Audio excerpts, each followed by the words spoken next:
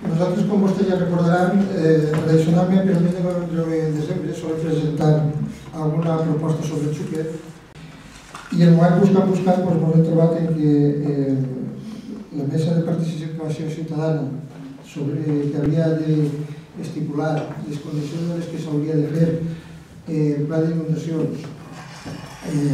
del xúquer,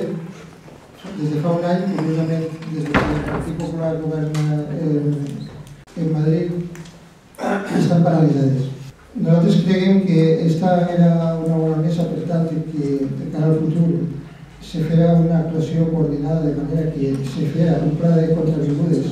que establirà les condicions per les quals no hi hagués inundacions, però al mateix temps que se mantinguera el sistema de ribera,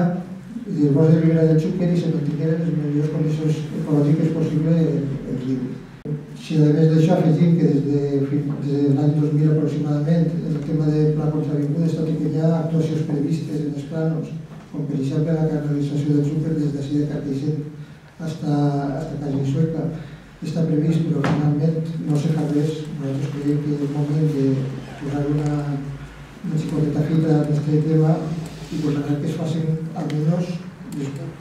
coses que puguem fer i de manera que la gent que hi ha per almenys intenció política de fer alguna cosa. I resulta lamentable que un tema tan preocupant com és el tema de les inundacions des de Madrid i des de València en aquests moments no s'estiga veient